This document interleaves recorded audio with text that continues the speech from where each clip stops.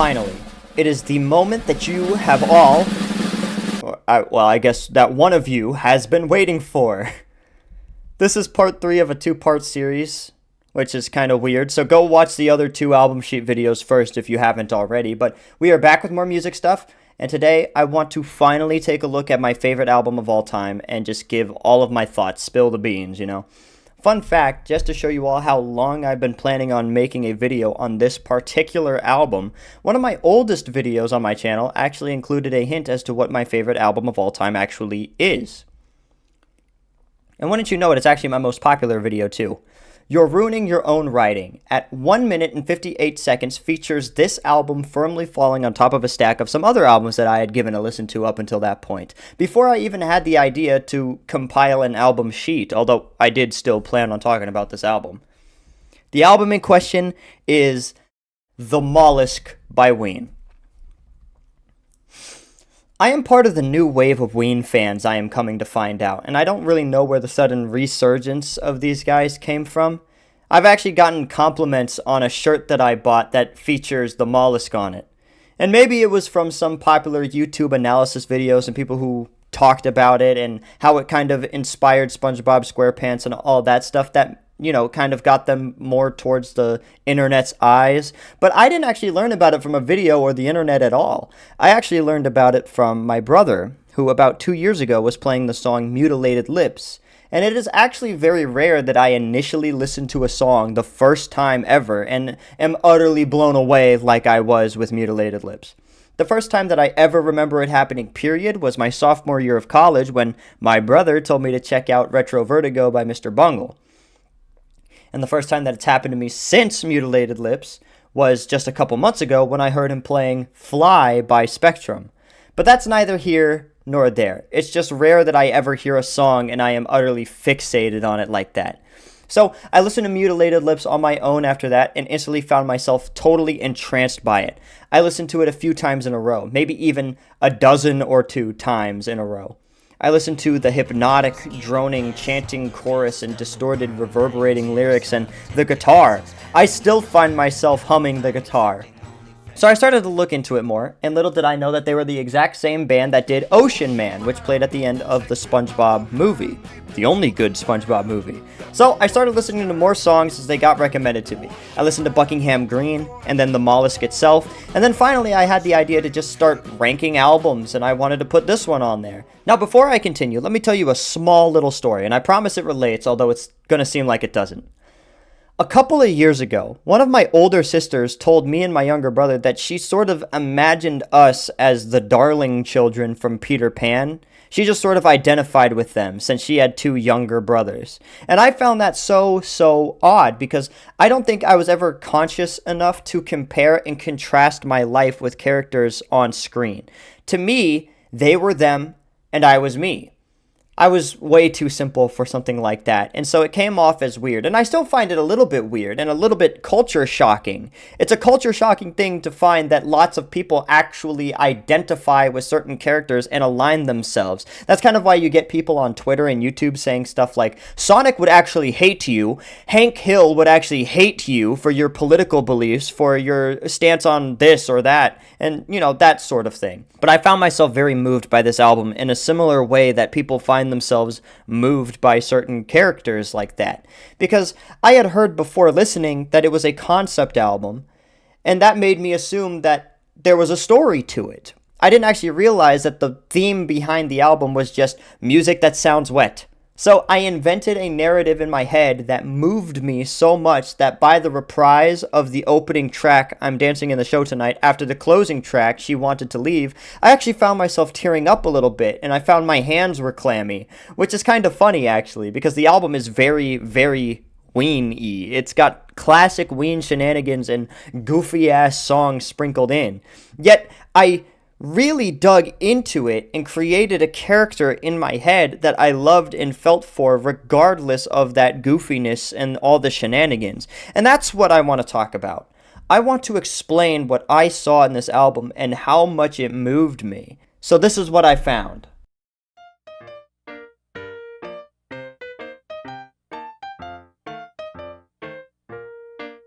The album starts with "I'm Dancing in the Show Tonight," a funny little show tune, basically. And it features 3 unique voices that are oddly reminiscent of SpongeBob, Patrick, and Sandy.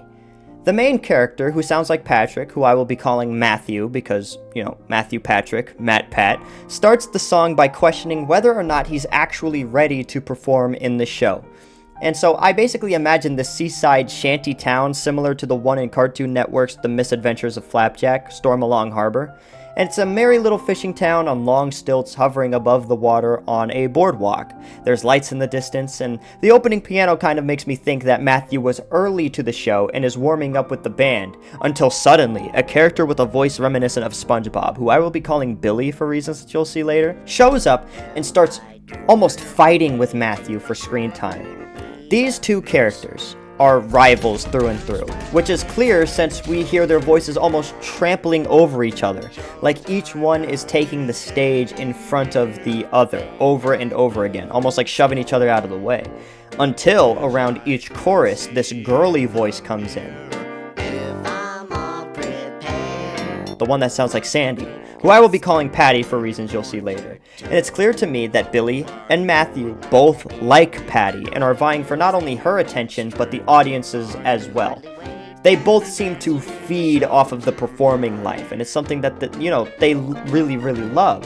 So when Patty shows up, they sort of fall in line, not wanting to be seen in front of her arguing or bickering or, they want to present themselves in a flattering light for her. And this song basically sets up the story where this Matthew kid has a promising career in showbiz in this shanty town, but has a love interest and a rival.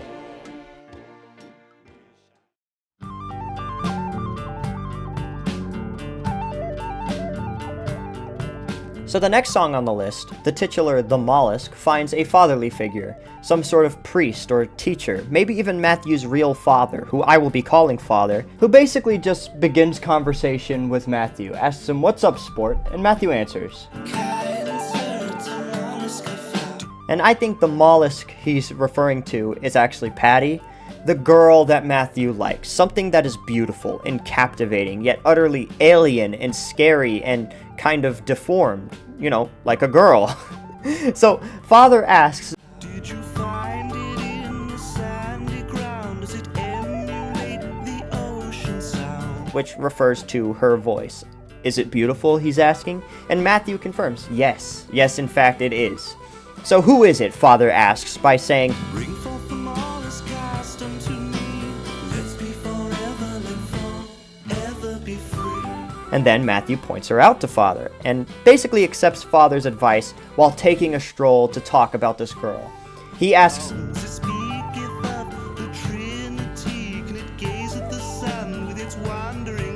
and that's a question basically meaning, is she, an interesting person? Does she talk about the things that matter, like religion and philosophy and art and stuff? And does she feel like a normal person? And Matthew confirms whether or not it's actually true, because he is utterly head over heels for this girl.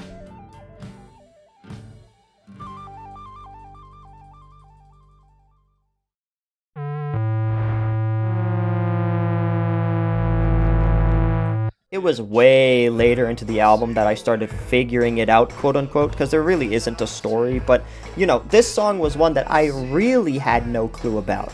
Honestly, this song sort of made me think that the story thing was stupid, like I was utterly wrong. Looking at the Genius page at the lyrics, it apparently talks about very specific sea animals and that's it. The whale with the polka dot tail is actually just a whale shark, and the man with 8 fingers on his hand is actually just an octopus. That's it, no deeper meaning. But honestly, I think if you spend enough time looking at things, you will find whatever it is you're looking for, and that's sort of what happened. I think the polka dot tail that he is singing about, the whale with the polka dot tail, is in reference to Patty. She is that whale, despite how crass and unappealing it sounds.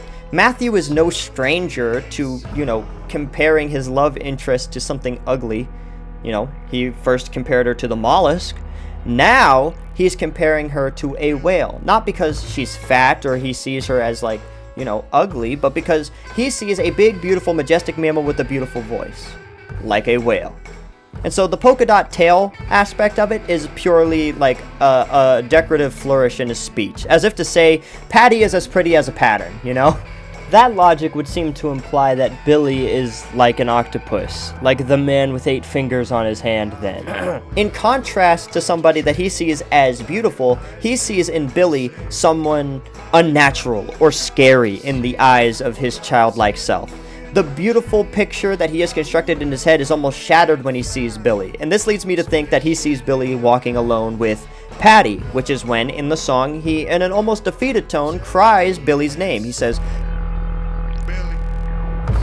Every song on the Mollusk has this moment, but this one here almost feels like it's trying to drown something out. And I think that this symbolizes that not only is Matthew finding himself at a distance from Patty and Billy, but he's also moving away from his life in show business too.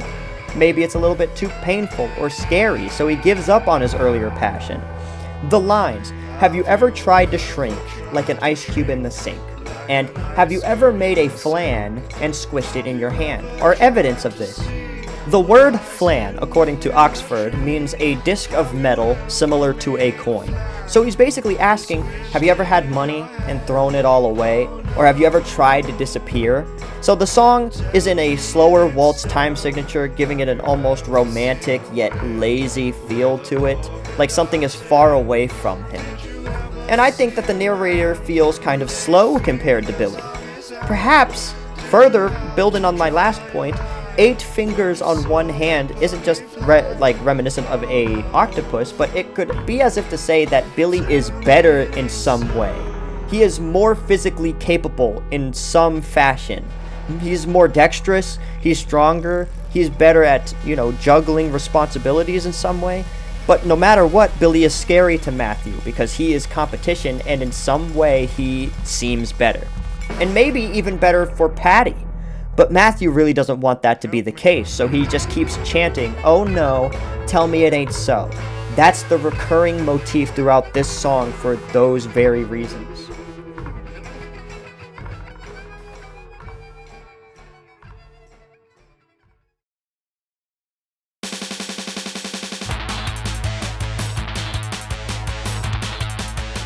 After distancing himself from Patty and Billy, Matthew comes back a little while later, when they're a little bit more grown, and he tries to woo Patty over one more time by totally spilling his guts. This is the first time that he really tries to perform for Patty and Patty alone. He looks at her as a prize to be won, so he starts selling himself. I'll Be Your Johnny on the Spot is his confession, when they're just a little bit older now. He's maybe 16 by this point, and he's kind of down on himself. He narrates that his father figure died somehow and has left him without guidance or any help navigating his emotions. My daddy died, left me all he's got. I'll be your Johnny on the Spot. But he also kind of explains that it's left him with extra responsibilities. He says, I slop the pigs and mama shucks the corn. I get up early in the morn. And that line almost kind of reads like a bravado to me. A front that he is putting up in an attempt to seem a little bit more mature or reliable than he actually is. I don't know why I get that feeling, but I get the feeling that, none of these things are particularly hard. They are not very time consuming, but they're things that he does, and so he tries to present it. Then, he kind of childishly flaunts his assets, and I find this line very interesting. He says, this is the only verse that does not end in a rhyme. He's running out of things to show her his dedication or anything that he can offer her, so he defaults on his earlier promise after trying to show off his assets. And I think it's a little bit ambiguous whether or not she, takes the bait or not.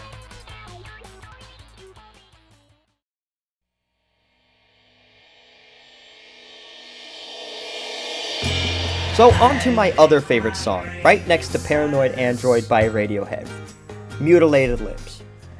This is where it kind of turns from slice of life girl with 2 male orbiters to a psychological tragedy almost. I want to look at the opening lines since they're the most fascinating on the entire album, I think. I lick my brain in silence.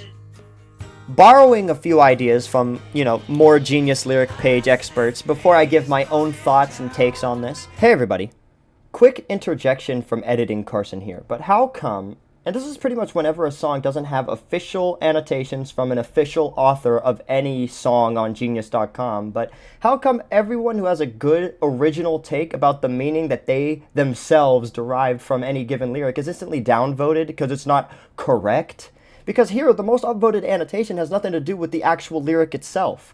By all means, this comment should be explained in the section marked verse 1 right here. Instead, it's trying to annotate this lyric, but doesn't actually tell you anything about it. It tells you, how it was written and what the song itself is about, but what about this stanza? What about this, verse? It doesn't make any sense. And then you have an actually, viable, real take about this lyric, although, it's not exactly perfect, since it doesn't, it just simply presents the idea without explaining what the cryptic lyric actually is talking about here.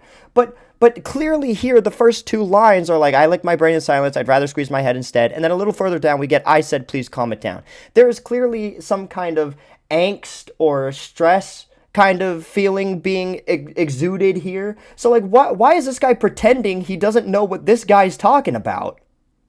There is clearly some stress going on, and, he talks about grooming or self-soothing when it comes to animals, so, licking your brain could be a form of self-soothing, and, I don't know what you're talking about. Yes, you do. Yes, you do. Okay, yeah, sorry, rant over, I just wanted to say that.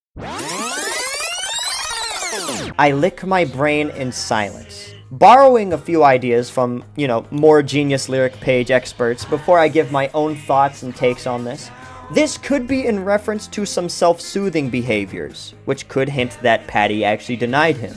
Kind of like how a dog licks its paws as a detox mechanism for stress, perhaps Matthew's doing drugs or alcohol to cope after being dismissed by Patty. Or, alternatively, and this is what I read of it, it could also be that his stress is eating him alive, with no outlet.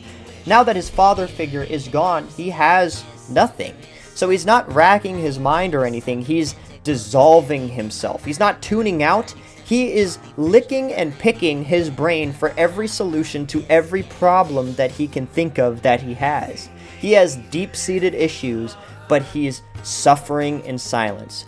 This is further evidenced by, I'd rather squeeze my head instead. And the next line, midget man, provoking violence. Perhaps these are to indicate that he's got a shitty job and his financial situation is causing stress on him. And, he would rather just sit alone and just rub his head or, think about his situation more and more and more and dig himself into a deeper and deeper depression. Or maybe this is also strife between him and Patty, because who says Patty denied him in the first place? Perhaps she did really like him. Perhaps she's not dating Billy anymore, or perhaps she never was in the first place, like Matthew thought. But either way, either his subconscious or Patty replies, I said, please calm it down. Everything is turning brown. And the term brown here is very interesting, since brown is a common Ween euphemism for something that is so bad that it is good. So, if it's not Patty saying this, but rather his own body, it's basically asking him not to get addicted to any substances. Perhaps he's got an addictive personality, so he says, stop doing all this bad stuff for you, despite how good it is. Or, if it is Patty, perhaps there's another meaning for brown here. It's definitely used in a bit of a negative context, so after some research, I found that in color theory, brown has a few negative connotations. It can be associated with poverty and loneliness, like if something is dirty, or if it is barren, if it is devoid of life, or if it is filthy. Perhaps his mind or Patty is telling him, you are driving people away, you're leaving this place a pigsty, please stop. But Matthew continues down his spiral. He says, mutilated lips give a kiss on the wrist of the worm-like tips of tentacles expanding in my mind. That tentacle thing kind of reminds me of the octopus that represents Billy. And that makes me think that he sees in a kind of, drug or alcohol distorted vision, Patty and Billy in a romantic setting still. Perhaps sexual, perhaps not, and he's utterly mauling over it, whether Patty is actually in his life or not. He's sinking. He says, I'm fine, accepting only fresh brine being alcohol or drugs. And then he says, you can get another drop of this, "Yeah, you wish," which is probably him personifying an empty bottle as if it is taunting him. And then he keeps fantasizing about Patty. The next verse opens with "Laughing lady, living lover, oh you sassy, frassy lassie." He recalls then that she gave him some sort of impossible task or something that he is simply not willing to do. Something that the lazy protagonist just found too difficult. He says, "Find me the skull of Haile Selassie I, or Haile Selassie the First, and give me shoes so I can tap all over this big world." Things that he sees as impossible tasks. But he's a simpler man than that. He just wants her companionship. So instead he replies, "Take my hand, you ugly girl," which is not literally calling her ugly. He does not find her ugly, but it's more like saying, "Won't you just love me for me? You're acting ugly. Why do you have to be so shallow?" It's kind of roundabout in a way. But like I said before, he's a simpler man. He can't just communicate that, he sees her as a shallow person for her desires, and perhaps they're not even that big of desires. Perhaps he just wants a calmer, more ambitious guy, less addictive, less reactive, and that kind of strikes him as ugly. "You should accept me for me," he says. And so he keeps replaying this image of Patty and Billy in his mind and sinks deeper and deeper into bottles and or drugs.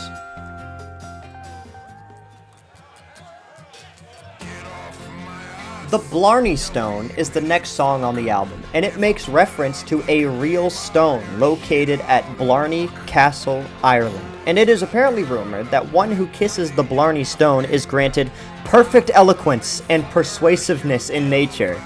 And this, I think, is a metaphor for alcohol. So instead of confronting his own problems and his insecurities, Matthew drowns them because, alcohol makes him more bold and therefore less lazy and therefore more ambitious. So he asks himself, what's the problem? Why does anybody care? And I think the lyrics kind of hint at a bit of non-linear storytelling here. I think most of, if not all, of what happens in this song is actually at the end of the story. He begins to crave attention again, and so he hangs out at sleazy bars and sleeps with prostitutes, even though he knows that it's bad for his soul, because he even talks about how he let Patty slip through his fingers. A hint at his end. The line, "I haven't the time, I've got too many other things on my mind," is a farce that he puts up, because he clearly still likes her. "Patty was nice, she was pale and cute, but I threw her away like an old piece of fruit." And so he tells people that he's too busy, but in reality, he's just got all sorts of problems, and he even realizes it. They both realize, Patty and Matthew, that Matthew has a temper and addictive personality. He's jealous, he's lazy, he's a total wreck. And this passes us directly into the clutches of the next song, "It's Gonna Be Alright," a return to the present. And it is a breakup song through and through. So that kind of leads me to believe that Patty initially decided to be with Matthew after "I'll Be Your Johnny on the Spot." The lyrics, "We've been together for so long," probably confirms this. Although it could just be further delusion from Matthew. Perhaps he's just convinced himself we've been around each other since we were children, so what are we? We've gotta be, at least something. There's gotta be a spark there. But finally, after having enough, given that Patty actually was with him, she leaves. This song, despite having a male voice, is sung from Patty's perspective. She is utterly devastated, but less so than Matthew is. She keeps telling him, "It's gonna be alright, it's gonna be alright. You'll find a new love, you'll be fine." But he doesn't believe that. He doesn't want a new love. He doesn't want to be fine. So she just keeps saying that. She comforts him, even through the breakup, because she does genuinely care about him. Perhaps it's short term even, just until he can clean himself up. Or perhaps she's never said yes in the first place after "I'll Be Your Johnny on the Spot." Perhaps he's delusional enough to think that since he's older, he's also better now. Or perhaps she never said yes after "I'll Be Your Johnny on the Spot." Perhaps he is delusional enough to think that, since he's older now, he's also better. So he tries again to woo her, but he actually hasn't grown at all. Even though they've known each other for a long time, even though he thinks that they are perfect for each other, she's not breaking up with him, but rather rebuffing him yet again. And perhaps he takes that as an end to their friendship too. Therefore, it's a friendship breakup song. Maybe.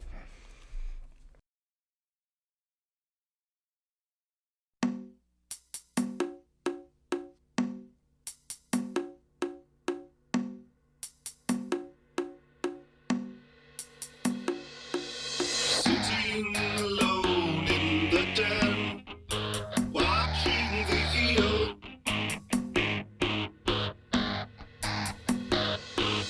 Help me find my way home, watching the eel.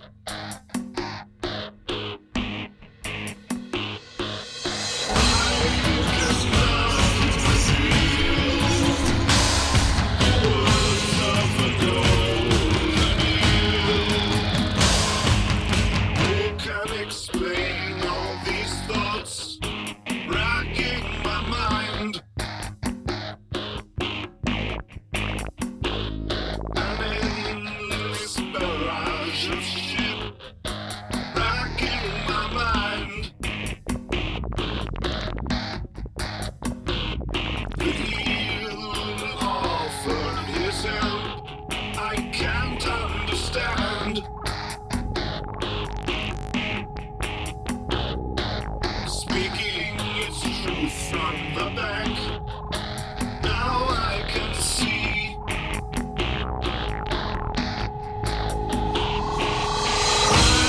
cannot reveal the words of the golden eel. I cannot reveal the words of the golden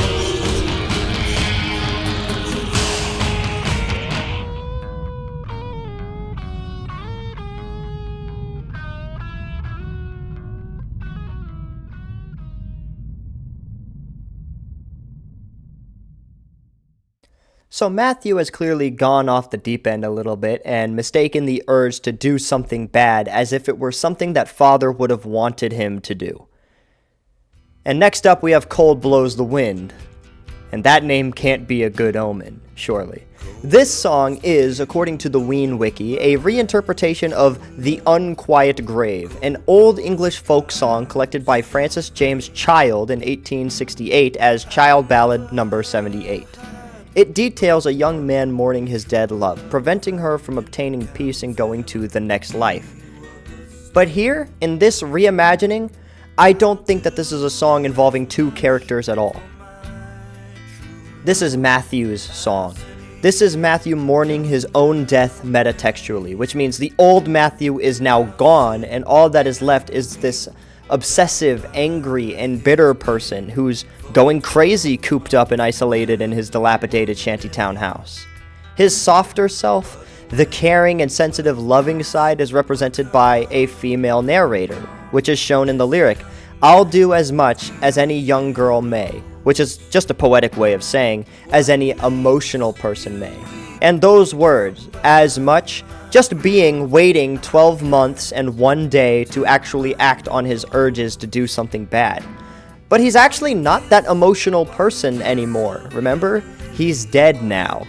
Now, he's just swallowing those emotions. He's gone utterly numb. He lives for nothing. All he cared about was Patty. All he does is go to work. He works hard, comes home, does some drugs, or goes to the bar to drink. That's it. So why wait at all? He's not that guy anymore. He's just gonna go do it. It is all boiling over into a rage. And like a watched pot, this rage is a slow boil. Pink Eye on My Leg is an utterly lyricless song. It is purely atmospheric. It is a vibe piece, like from a Pink Floyd album. And every time that I listen to it, with its ghostly melody and the ambient sounds, those dogs barking, the moans or burps, the heavy winds, all that I can think of is this shell of a man sitting in a recliner in a trailer park while the neighborhood dogs just bark like crazy and the world spins around him.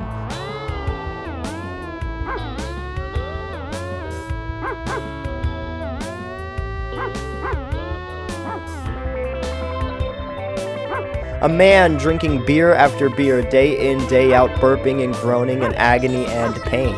This pathetic shell of a man who can't even find the strength to stand up.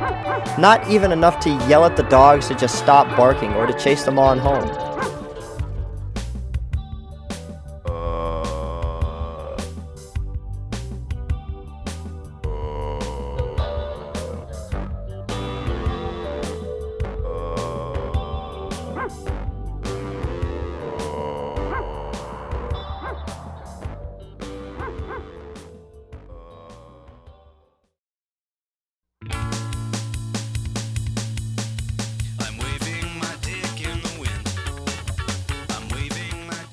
Despite how crass and childish in nature it is one of the most poetically brilliant in my opinion, and I feel like it has two different meanings based on which version you actually listen to. The studio edition, the one that you'll find on the album, is a lot slower and more introspective. It's quieter, it doesn't sound very triumphant, it almost sounds defeated. It's very muted in nature. The lyrics, I'm waving my dick in the wind, I'm waving my dick in the wind. If it all goes right, I'll be in your arms tonight, but I'm waving my dick in the wind. This verse is Matthew making a fool of himself. He's doing something big and grandiose and dangerous in an attempt to basically get Patty's attention again. It's another performance. Obviously, this is a very vain attempt that actually kind of lands Matthew in trouble with the law, as seen when he says in another verse, "There's some red blue lights shining right behind me. That pig's pretty mean, you bastard." But if you listen to the live version, it's a total contrast. It's a total juxtaposition. It's a lot faster, it's a lot more upbeat, and it's almost cathartic in a way. Instead of reeking of utter desperation, it almost seems like a faux triumph. As if to say, see, I don't need you at all, Patty. And I don't know which version is actually sadder. A broken man who can't stay away, or a utterly raging, angry lunatic man trying to prove himself to Patty and the world. And either way, it is after she left him. And either way, the phrase waving my dick in the wind is him trying to perform again. Either as a way to say, I am unburdened, I'm in my element, I can do whatever I want, even if it's bad for me, Patty, what do you think of that? Or alternatively, a way to say, I will do whatever I need to do, just please notice me. And either way, that is devastating.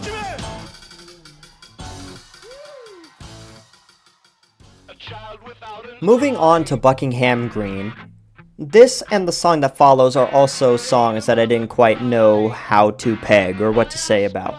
Buckingham Green's lyrics are very unrelated to anything having to do with this story that we've constructed so far, so I'll do my best, but this is admittedly a bit more of a stretch than even Polka Dot Tail was. A child without an eye made her mother cry, why ask why? That's the opening verse, and remember when I said that Matthew talks about his softer, gentler side as if it is somehow female in nature? I think here the word her still refers to himself yet again. He sees himself as the child without an eye, meaning that he sees himself as a walking tragedy of some sort, deformed in some sort of way. He believes himself to be marked by his problems now, and further believes that he is deserving of special treatment by those around him for it. He kind of romanticizes his own suffering, like the dudes who kind of say things like, nice guys finish last, I guess, with a crying emoji whenever a girl says, ew, no, like Titan from Megamind. The children saw the eye as a sign from God, is symbolic of more wicked thoughts creeping in. Really, this is his ultimate delusion. He begins to kind of mythologize his own heartbreak and pain. He says, summon the queen, which is obviously a reference to Patty. He's basically decided to go get her no matter what. He has to win her back. The pounding drums are reminiscent of a march, and the rest of the song is so orchestrated. He has found something to live for. More verses, turning fire to steam, and it is time to fly. Our lyrics showing how he has turned the humiliation and the heartbreak, the burning embarrassment and passion into something brand new. Turning fire to steam like an engine. It is time to fly like a plane. He has transcended into a delusional one-man army. It is the turning point from which he believes that his destiny is his to command, and something big must come.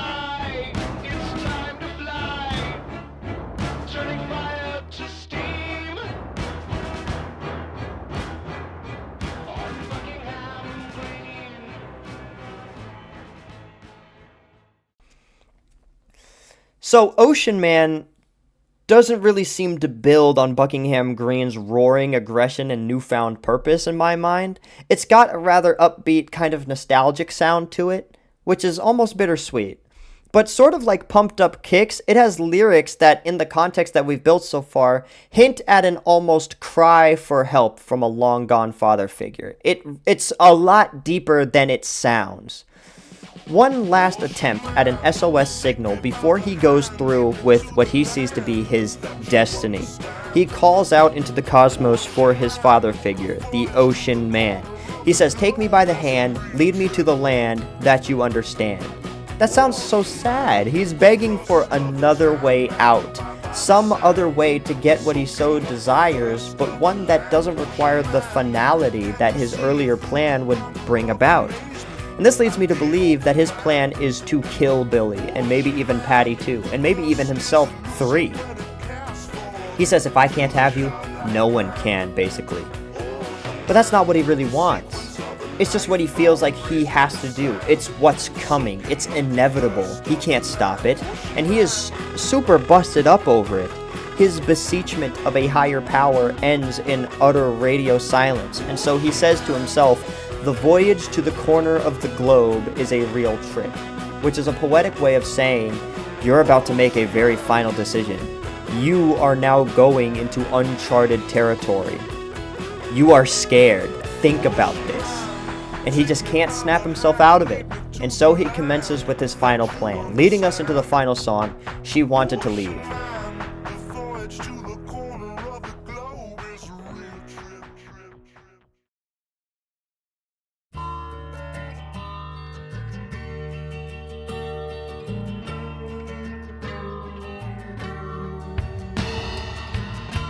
Three men, so they were. Three men out at sea. Three men came aboard my ship and took my true love from me.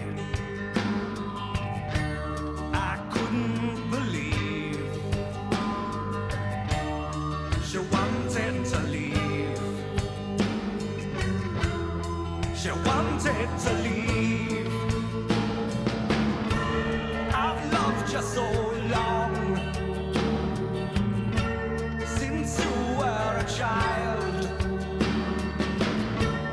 I've cared for your every need. I've tried to make you smile, and all the while you wanted to leave. You wanted to leave. Go gather the guns. We'll blast 'em at sea. She begged for me not to shoot, for my true love is here with me. I've never loved thee. Now I must leave. Now I must leave. So go fetch a bottle